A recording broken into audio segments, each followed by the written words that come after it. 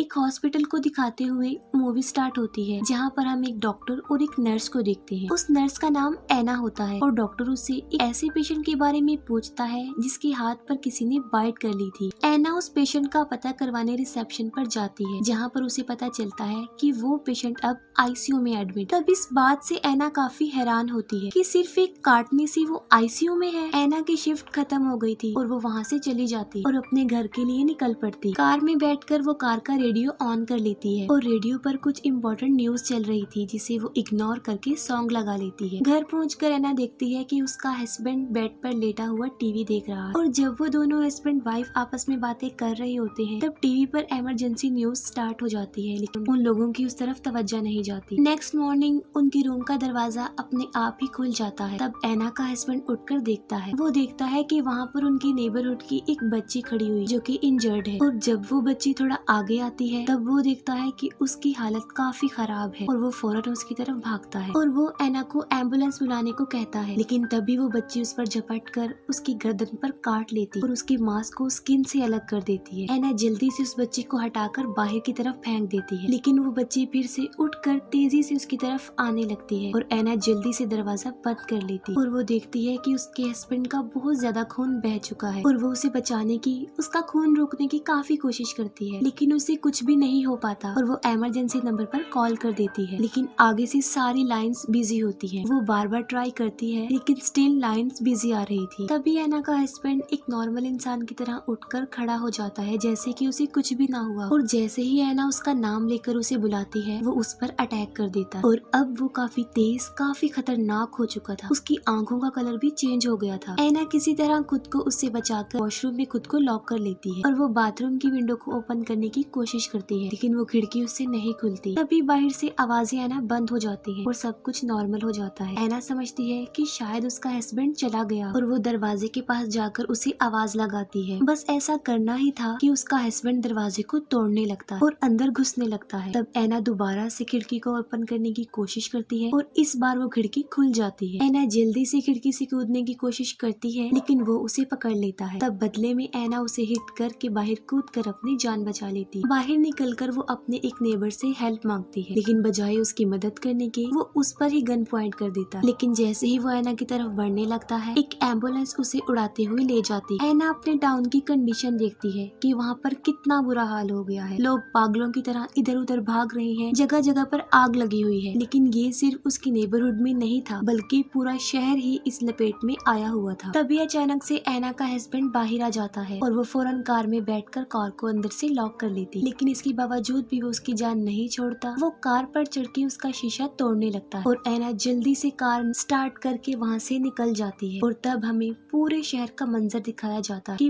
पूरे शहर में तबाही मच रही, पूरा सिटी डिस्ट्रॉय हो गया। एना जो कुछ देख रही थी उसे उस पर समझ नहीं आ रहा था कि ये क्या हो रहा है, लोग क्यों बुरी तरह एक दूसरे को काट रहे हैं। और तभी एक आदमी आकर एना से कार स्नैच करने की कोशिश करता है और एना जल्दी से रेस को प्रेस कर देती है और उसकी गाड़ी मेन रोड से उतरकर क्रैश हो जाती है और एक ट्री में जाकर लगती है, जिससे एना बेहोश हो जाती है। जब एना को होश आती है तो वो कार से बाहर आती है। कार से बाहर आकर एक पुलिस ऑफिसर जिसका नाम कैनेथ होता है वो उसे गन पॉइंट कर देता है और उसे कुछ बोलने के लिए कहता है, ताकि उसे ये पता चल सके कि वो इंसान है या ज़ॉम्बी, क्योंकि ज़ॉम्बी बोलते नहीं है। जिस पर एना प्लीज कहकर इस बात का सबूत देती है कि वो एक इंसान। और जब पुलिस ऑफिसर को इस बात का यकीन आ जाता है कि वो एक इंसान है, वो आगे बढ़ जाता है और एना भी उसके पीछे पीछे चलने लगती है, क्योंकि ऑब्वियसली वो एक पुलिस ऑफिसर के साथ सिक्योर रहेगी। अभी वो थोड़ी दूरी पर ही पहुंचते हैं कि सामने से उन पर कोई गोली चला देता है और वहाँ पर 3 लोग होते हैं, जिनमें एक लड़के का नाम होता है माइकल, दूसरे का होता है एंड्रयू और उनके साथ उसकी वाइफ भी होती है। उन बॉयज में एक लड़का एंड्रयू ने कहता है कि उन लोगों ने उन्हें ज़ॉम्बी समझकर उन पर गोली चलाई। तब वो पुलिस ऑफिसर कैनेथ आगे बढ़ता है, क्योंकि उसे एक जगह जिसका नाम फोर्ट पेस्टर होता है वहाँ पर जाना था, क्योंकि उसका भाई भी वहीं पर था, लेकिन वो लोग उसे वहाँ जाने के लिए मना कर देते हैं, ये कहते हुए कि उन लोगों ने भी वहाँ जाने की कोशिश की थी और इस कोशिश में वो लोग 8 से 3 रह गए हैं। वो बताते हैं कि अब वो मॉल जा रहे हैं। तब कैनेथ और एना भी उन्हें ज्वाइन करते हैं और वो भी उनके साथ मॉल जाते हैं। पूरा मॉल लॉक था, इसलिए वो पिछले दरवाजे का लॉक तोड़ने लगते हैं और इसी दौरान कुछ ज़ॉम्बीज उन्हें देख लेते हैं और तेजी से उनकी तरफ आने लगते हैं। तब कैनेथ और एंड्रयू उन ज़ॉम्बीज को कवर करने की कोशिश करते हैं, लेकिन अभी तक डोर ओपन नहीं होता और उसका लॉक नहीं टूटता। कैनेथ कैनेथ उस लॉक को शूट करके उसे तोड़ देता है और वो सब अंदर आकर दरवाजे को बंद कर लेते हैं। अंदर आने के बाद वो पूरे फ्लोर को चेक करते हैं। माइकल को एक स्टोर रूम से किसी की आवाज सुनाई देती है और जब वो डोर ओपन करता है तब वो देखता है कि वहाँ पर एक सिक्योरिटी गार्ड जो कि अब ज़ॉम्बी बन चुका है किसी को खा रहा है। और जब वो ज़ॉम्बी गार्ड माइकल को देखता है तब वो उस पर अटैक कर देता है और उसका शोर बाकी लोग भी सुन लेते हैं। तभी पीछे से आकर एक ज़ॉम्बी एंड्री की वाइफ को पकड़ लेता है और कैनेथ उसे बचाने की कोशिश करता है, लेकिन इस कोशिश में उसे खुद भी चोट लग जाती है। अंदर माइकल किसी तरह उस ज़ॉम्बी को मार के अपनी जान बचा लेता है और दूसरी तरफ एना उस ज़ॉम्बी पर शॉटगन चला देती है जो उसके सर पर लगकर गुजर जाती है, जिसकी वजह से वो ज़ॉम्बी तड़पने लगता है। सही मौका मिलने पर वो सब लिफ्ट की तरफ भागते हैं और ऊपर वाले फ्लोर पर पहुंच जाते हैं, लेकिन वहाँ पर 3 सिक्योरिटी गार्ड्स और भी थे जिन्होंने उस फ्लोर पर अपना कब्जा किया हुआ था और वो उन लोगों को वापस नीचे वाले फ्लोर पर जाने का कहते, लेकिन नीचे वाला फ्लोर उन लोगों के लिए सिक्योर नहीं था, इसीलिए वो हरगिज वहाँ जाना नहीं चाहते थे। इवेंचुअली वो गार्ड्स उन लोगों को उस फ्लोर पर अपने साथ रखने के लिए एग्री हो जाते हैं, लेकिन उनकी हेल्प करने के लिए नहीं बल्कि उन्हें प्रिजनर्स बनाकर, और वो उनसे उनकी गन्स भी छीन लेते हैं। अंदर जाकर एना कैनेथ के जख्म की पट्टी करती है और एंड्री देखता है कि उसकी वाइफ को एक ज़ॉम्बी ने काट लिया, लेकिन वो इस बात को हाइड रखता है और किसी से शेयर नहीं करता। वो लोग टीवी देखते हैं और उन्हें न्यूज पर उन ज़ॉम्बीज के बारे में ये इन्फॉर्मेशन मिलती है कि ये ज़ॉम्बी सिर्फ सर में गोली मारने से ही मरते हैं। और मिलिट्री ऑफिसर बताता है कि फोर्ट पेस्टर जहाँ पर कैनेथ ने जाना था ये वही प्लेस थी और वो अभी तक सेफ है। अगर कोई सर्वाइवर यहाँ आना चाहता है तो वो यहाँ आ सकता है। वो सिक्योरिटी गार्ड्स ग्राउंड फ्लोर पर जाते हैं ताकि ज़ॉम्बीज से लड़ सके और वो ज़ॉम्बी जो पानी में तड़प रहा होता है वो उस पर वो बात आजमाते हैं कि उन्हें सर पर मारने से ही वो मरते हैं और वो ज़ॉम्बी को शूट कर देते हैं। और बाकी लोग छत पर सिग्नल यानी SOS लिखते हैं ताकि हेलीकॉप्टर्स यहाँ पर आए और उनकी हेल्प कर सके। मॉल के सामने वाले फ्लोर पर एक सर्वाइवर होता है जो वहाँ पर अकेला था। फिर हम देखते हैं कि मॉल के आसपास बहुत सारे ज़ॉम्बीज जमा हो रहे हैं। रात को सिक्योरिटी गार्ड सीजे उन सब लोगों को एक कंपार्टमेंट में बंद कर देता है ताकि वो कोई ऐसी वैसी हरकत ना कर सके। नेक्स्ट मॉर्निंग एक सिक्योरिटी गार्ड सिक्योरिटी रूम में जाता है तब वो CCTV फुटेज में देखता है कि एक ट्रक उस मॉल यानी उनकी तरफ तेजी से आ रहा है और सब लोग उस ट्रक में बैठे हुए सर्वाइवर्स को बचाना चाहते थे, लेकिन सिक्योरिटी गार्ड सीजे जिसे सिर्फ अपनी जान प्यारी थी और वो उन्हें बचाना नहीं चाहता था। तब दूसरा सिक्योरिटी गार्ड उसकी इस बात पर एग्री नहीं करता तो वो उसे भी मारने की धमकी देता। इसी बहस के दौरान मौका मिलते ही वो सब उनसे उनके हथियार छीन कर अब उन्हें प्रिजनर्स बना लेते हैं और फिर वो ट्रक वाले लोगों को बचाने जाते हैं और उन लोगों को पिछले डोर पर आने का सिग्नल देते हैं। ड्राइवर ट्रक को बैक करके दरवाजे पर ट्रक लगा देता है। तब माइकल और एंड्री उन्हें बचाने के लिए बाहर आते हैं और एक कपल पहले ही ट्रक पर चढ़कर खुद को सेव कर लेता है, लेकिन वो कहते हैं कि ट्रक के अंदर भी 6 लोग हैं। अब सारे ज़ॉम्बीज उनकी तरफ बढ़ने लगते हैं और वो दोनों उनका मुकाबला करते हैं, उन्हें मारते हैं, लेकिन वो ज़ॉम्बीज तादाद में बहुत ज्यादा थे। तब वो जल्दी से भागकर दरवाजे को लॉक कर लेते और वो लोग उन ट्रक में बैठे सारे सर्वाइवर्स को बचा लेते हैं और वो टोटल 8 लोग। अब क्योंकि उनके पास ट्रक भी था तो कैनेथ फोर्ट पेस्टर के लिए जाने लगता है, इस पर एक सर्वाइवर उसे ये कहकर मना कर देता है कि फोर्ट पेस्टर पूरी तरह डिस्ट्रॉय हो गया, अब वहाँ पर कोई भी जिंदा नहीं बचा। लेकिन कैनेथ उसकी बात नहीं मानता और वहाँ से जाने लगता है। तब माइकल उसे ये कहकर रोक लेता है उन लोगों को उसकी यहाँ पर जरूरत। तब कैनेथ अपसेट होकर छत पर जाता है जहाँ पर सामने फ्लोर वाला सर्वाइवर उससे इंफॉर्मेशन मांगता है। तब कैनेथ उसे बताता है कि फोर्ट पेस्टर खत्म हो गया है और अब कोई भी मदद नहीं आएगी। दूसरी तरफ एना उन सर्वाइवर्स में से एक औरत का चेकअप कर रही थी। हालांकि उस औरत को बुखार नहीं था, लेकिन एना को ये बात समझ में नहीं आ रही थी कि उसे कौन सा इन्फेक्शन हुआ है क्योंकि उसकी हालत बिगड़ती जा रही और उसे किसी ने काटा हुआ था। एना दूसरे मेल सर्वाइवर का भी चेकअप करती है और उसे भी किसी ने काटा हुआ था और तभी उस औरत की हालत खराब होने लगती और वो मर जाती है। अभी वो सब लोग सिचुएशन को समझ ही नहीं पाए थे कि वो दोबारा से उठ जाती, एना की तरफ झपटने लगती है। एना एक सरिया उसकी आंख में घुसा कर उसे मार डालती। फिर वो सब लोग आपस में डिस्कशन करने लगते हैं और एना उन्हें बताती है कि ये एक ज़ॉम्बी वायरस है जो काटने से फैलता है और वो उस मेल सर्वाइवर के बारे में बताती है कि उसे भी ज़ॉम्बी ने काटा हुआ है और वो भी अनकरीब ज़ॉम्बी बन जाएगा। ये सुनकर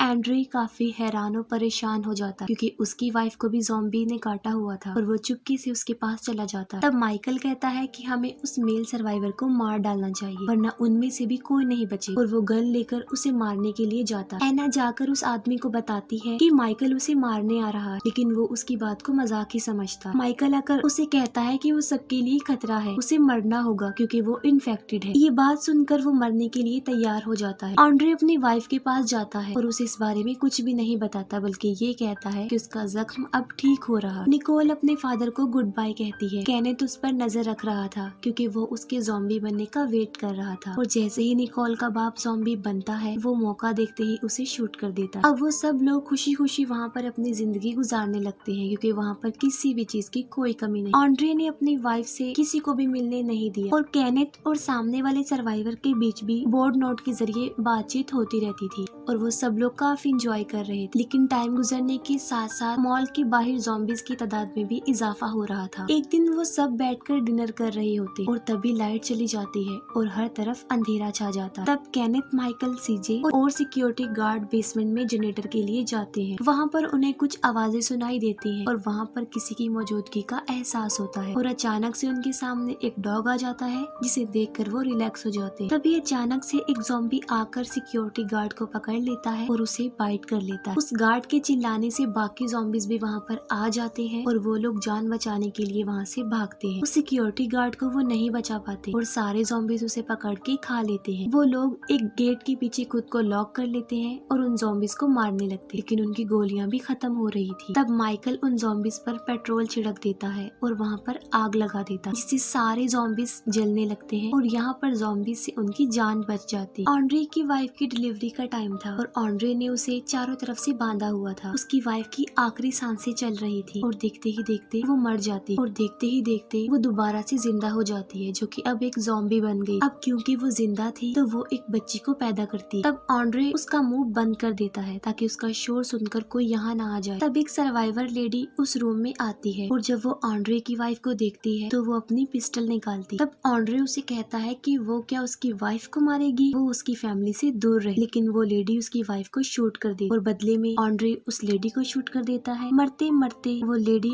एंड्रे पर भी गोली चला देती और वो भी मर जाती। शोर की आवाज सुनकर सब लोग वहाँ पर आते हैं और वो देखते हैं कि वो सब मर गए हैं लेकिन वो बच्ची अभी जिंदा है। एना उसके चेहरे से कपड़ा हटाती है तो वो देखती है कि वो बच्ची ज़ॉम्बी है यानी वो इन्फेक्टेड ही पैदा हुई है और एना उसे भी मार डालती है। ये देखकर वो सब लोग आपस में डिस्कस करते हैं कि वो ज़ॉम्बीज के शिकार में आकर ऐसे हरगिज नहीं मरेंगे। तब माइकल उन्हें बताता है कि उसने बेसमेंट में 2 बसेस देखी थी और वो उसमें बैठकर यहाँ से भाग सकते हैं। तब एक सर्वाइवर मजाक में कहता है कि उसके बाद वो उसकी बोट में जाएंगे और वहाँ से वो भाग जाएंगे। तब ना चाहते हुए भी सब लोगों को इस रिस्की प्लान पर एग्री होना पड़ता है और वो डिसाइड करते हैं कि बोट से जाने के बाद वो एक ऐसी जगह पर जाएंगे जहाँ पर कोई भी आबादी नहीं होगी। वो लोग उस जगह पर अपनी सिक्योरिटी के लिए पूरा इंतजाम करते हैं क्योंकि वहाँ पर किसी चीज की कोई कमी नहीं। केनेथ सामने वाले सर्वाइवर को बताने जाता है कि सिर्फ 5 दिन रह गए और वो सर्वाइवर कहता है कि वो भूखा है और उसकी हालत देखकर ऐसा नहीं लग रहा था कि 5 दिन तक बगैर खाए पिए वो जिंदा रहे। वो उस डॉग के ऊपर खाने का सामान और एक वॉकी टॉकी रखकर रस्सी के जरिए उसे नीचे उतार देता और वो सामने वाला सर्वाइवर विसल बजाकर उस डॉग को अपनी तरफ बुला लेता और एक छोटे से दरवाजे से उसे अंदर ले लेता। लेकिन उसके साथ बहुत सारे ज़ॉम्बीज भी उस दरवाजे के जरिए अंदर चले जाते हैं। वो वॉकी टॉकी के जरिए उस सर्वाइवर से कांटेक्ट करते हैं जिस पर उन्हें पता चलता है कि उसे भी उन ज़ॉम्बीज ने काट लिया। फिर तभी उन्हें ट्रक की आवाज आती है और उस ट्रक में निकोल होती है जो सामने वाले सर्वाइवर की दुकान पर जाती है उस डॉग को बचाने के लिए है। उन लोगों को वही सर्वाइवर नजर आता है जो कि अब ज़ॉम्बी बन गया था और वो निकोल को वहाँ से निकलने का कहते हैं और ये कहते हैं कि वो वहाँ पर छुप जाए। तब वो लोग गटर के जरिए उसे बचाने के लिए जाने का प्लान बनाते हैं और एक सर्वाइवर को डोर पर खड़े होने का कहते हैं ताकि जब वो वापस आए तो दरवाजा खुला हो। गटर के जरिए वो सब लोग दुकान के बाहर तक आ जाते हैं लेकिन जब लास्ट वाला सर्वाइवर आने लगता है तब गटर के ढक्कन की आवाज से वो ज़ॉम्बीज उन्हें देख लेते हैं और उनकी तरफ बढ़ने लगते हैं और वो लोग ज़ॉम्बीज का मुकाबला करके उन्हें मार कर उस शॉप के अंदर चले जाते हैं और वहाँ पर उन्हें वही सर्वाइवर मिलता है जो इस शॉप का ऑनर था और वो अब ज़ॉम्बी बन गया था और केनेथ उसे सॉरी कहते हुए शूट कर देता। फिर वो निकोल को देखते हैं कि वो बिल्कुल सही सलामत। फिर वो लोग वहाँ से अपने लिए बहुत सारे हथियार इकट्ठा करते हैं और तब सीजे एक प्लान बनाता है। वो एक गैस सिलेंडर बाहर फेंकता है और उस सिलेंडर को शूट कर देता है, जिससे बहुत बड़ा ब्लास्ट होने की वजह से ज़ॉम्बीज मर जाते हैं और वो सब गटर की तरफ भागते हैं। सबसे आखिर में सीजे रह जाता है और फिर वो भी गटर में आ जाता है और सबसे आखिर में एक सर्वाइवर बचता है और ज़ॉम्बीज से बचने की वजह से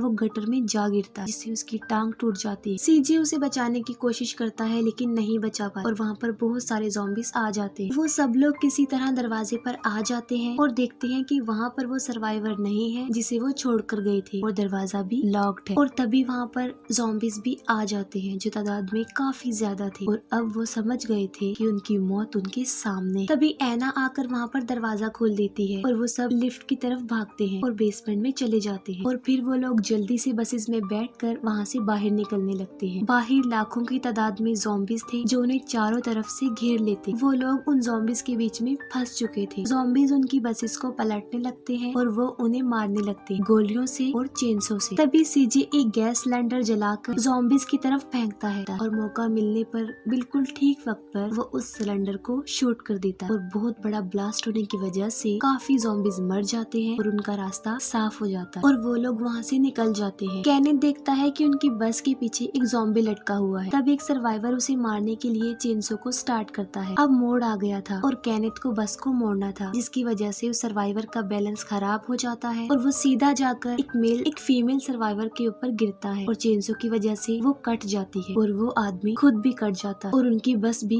पलट जाती है। तब सीजे देखता है कि दूसरी बस पीछे नहीं है और वो अपनी बस को पीछे की तरफ लाते हैं। अब वो सर्वाइवर जो कि सेल्फिश था बगैर किसी की हेल्प किए बाहर आ जाता है, लेकिन बाहर अकेला वो ज्यादा देर तक जिंदा नहीं रहता। एक ज़ॉम्बी उस पर झपट कर उसे मार डालता है। वो लोग दूसरी बस की तरफ जाने लगते हैं, लेकिन जब ऐना जाने लगती है तब वो ही सेल्फिश सर्वाइवर जो अब ज़ॉम्बी बन चुका था और ऐना उसे मार डालती है। गोली की आवाज सुनकर बाकी ज़ॉम्बीज भी वहाँ पर आ जाते। मौके का फायदा उठाकर ऐना उसकी पॉकेट से बोट की चाबी ले लेती है और बाकी सर्वाइवर्स उसे बचाने की कोशिश करते। चाबी लेकर वो बस की तरफ भागती है और सारे ज़ॉम्बीज भी उसके पीछे ही थे। माइकल किसी तरह उसे बचाकर बस के अंदर खींच लेता है और सीजे दरवाजा बंद कर देता है और फिर वो लोग बोट के पास पहुँच जाते हैं। सब लोग उतरकर बोट की तरफ जाने लगते, लेकिन सबसे आखिर में सीजे रह जाता जो कि वहीं फंस जाता है और वो उन सबकी जान बचाने के लिए ज़ॉम्बीज को कवर करता है। लेकिन थोड़ी ही देर में सारे ज़ॉम्बीज उसे पकड़ लेते हैं और वो उन लोगों के लिए अपनी जिंदगी को सैक्रिफाइस करता है। उसके सामने कोई रास्ता नहीं होता तो वो एक गैस सिलेंडर को शूट करके उन ज़ॉम्बीज के साथ खुद भी मर जाता है। वो सब लोग बोट पर चढ़ जाते हैं, लेकिन माइकल उनके साथ नहीं जाता और अफसोस की बात ये है क्योंकि उसको भी ज़ॉम्बी ने काट लिया था और वो बोट के जरिए उन सबको वहाँ से भेज देता और उन लोगों को जाते हुए वहाँ से देखता है। ऐना इस सब से खुश नहीं होती क्योंकि वो उसे वहाँ पर छोड़ना नहीं चाहती थी। वो उसकी हेल्प करना चाहती क्योंकि उन लोगों की जान बचाने की वजह से ही माइकल को अपनी जिंदगी को सैक्रिफाइस करना पड़े। ऐना बहुत ज्यादा दुखी होती। जैसे ही उनकी बोट थोड़ी दूर जाती है माइकल खुद को शूट करके मार डालता और इसी इमोशनल सीन के साथ ये मूवी यहीं पर एंड हो जाती है।